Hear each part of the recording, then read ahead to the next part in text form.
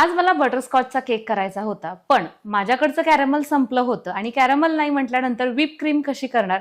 तर त्यामुळे म्हटलं चला तुमच्याबरोबरच बटरस्कॉच केकसाठी स्पेशल अशी कॅरमल क्रीम कशी तयार करायची ते शेअर करूयात.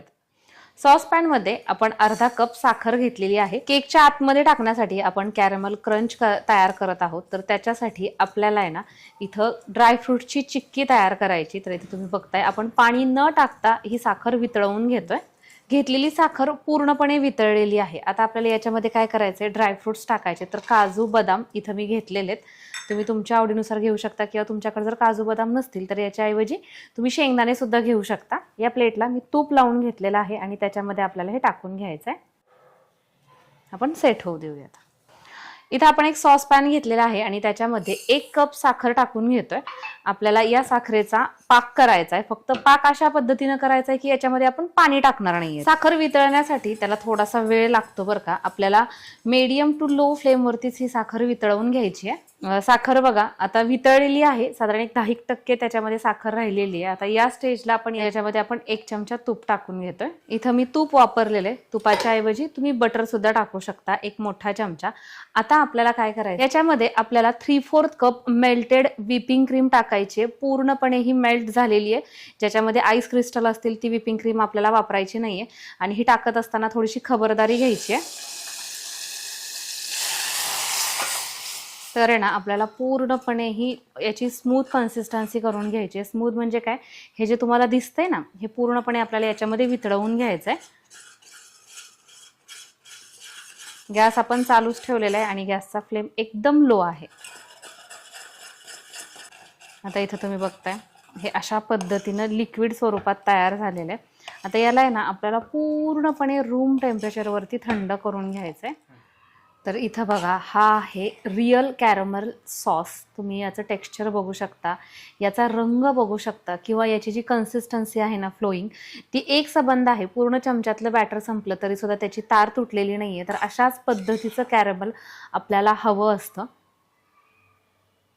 आणि हे जेव्हा मी थंड करत होते की नाही तर ह्याला असंच सोडून दिलेलं नाहीये. ह्याला कंटिन्युअसली मी हलवत राहिलेली आहे जेणेकरून याच्यामध्ये कोणत्याही प्रकारच्या गुठळ्या तयार होत नाहीत किंवा ते एक संबंध अशा पद्धतीचं तयार होण्यासाठी मदत होते.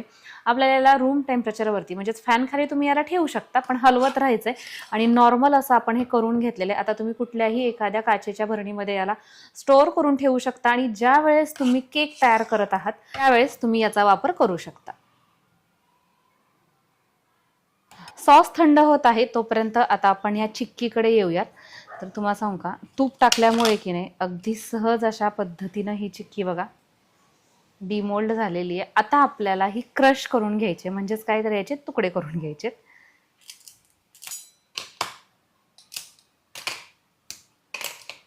तुम्ही एखादं थोड्याशा जड म्हणजे खलबत्त्यानी वगैरे जरी ह्याला ठेचलं की नाही तरी होऊन जातं.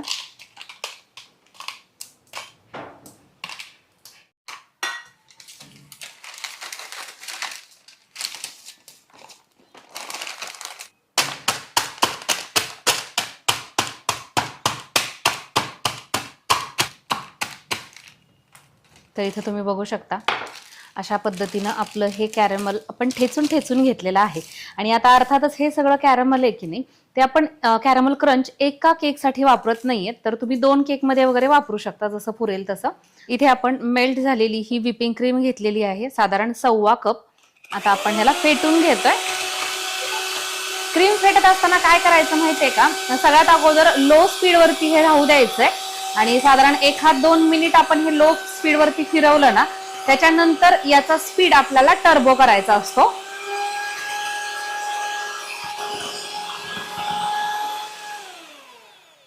क्रीम आपण हाफ व्हिप केलेली आहे. आता याच्यामध्ये आपण जो कॅरमल सॉस तयार केला होता ना तो टाकून घेतोय.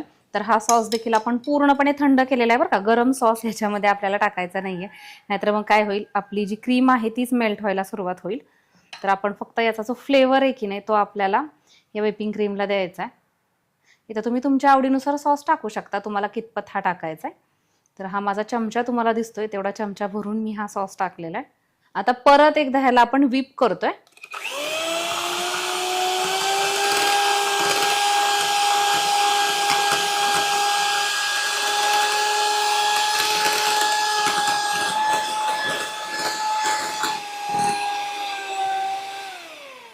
आपली व्हिपिंग क्रीम तयार झाली आहे हे ओळखण्यासाठी तुम्ही अशा पद्धतीनं जर बाउल केला तर ही व्हिपिंग क्रीम खाली पडत नाही, म्हणजेच आपली व्हिपिंग क्रीम छान अशा पद्धतीनं फेटली गेलेली आहे. आता आपण केक फायनल आपल्या प्रोसेसकडे जाऊया. स्पॉन्ज मी अगोदरच शिजवून घेतलेला होता. हा अर्थातच बटरस्कॉच फ्लेवरचा आहे.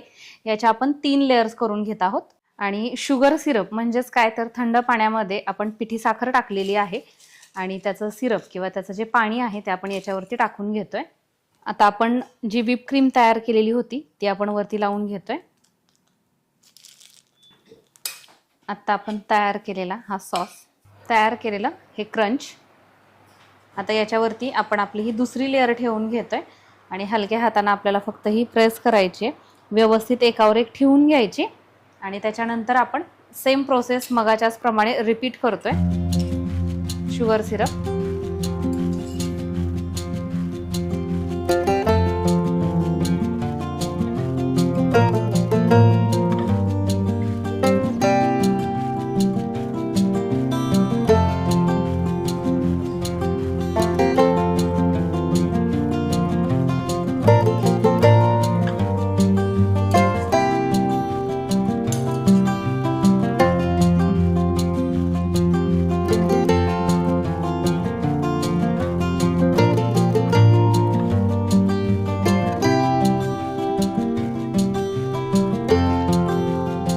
आता याला आपल्याला 10 मिनिटांसाठी फ्रीजमध्ये ठेवायचं आहे.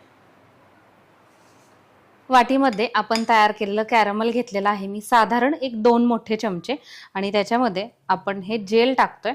जेल ह्याच्यासाठी टाकायचे की आपल्याला हे जे कॅरमल आहे ना ते थोडंसं पातळसर हवंय, कारण की तुम्ही तर बघितली याची कन्सिस्टन्सी थोडीशी घट्टसर अशा पद्धतीची, आणि आपल्याला त्याच्यावरती हे ओतायचे, ड्रिप करायचे, तर त्याच्यामुळे तशा पद्धतीनं हे असं खाली फ्लो झालं पाहिजे.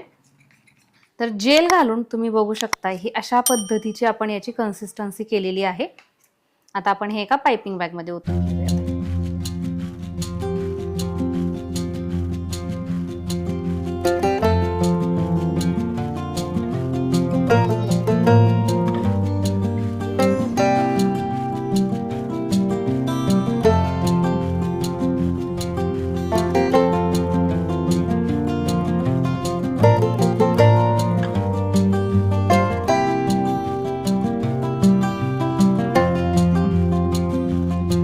ओरिजिनल फ्लेवरचा होममेड हा कॅरमल केक तयार झालेला आहे, किंवा तुम्ही याला बटरस्कॉच केक असं सुद्धा म्हणतो आपण.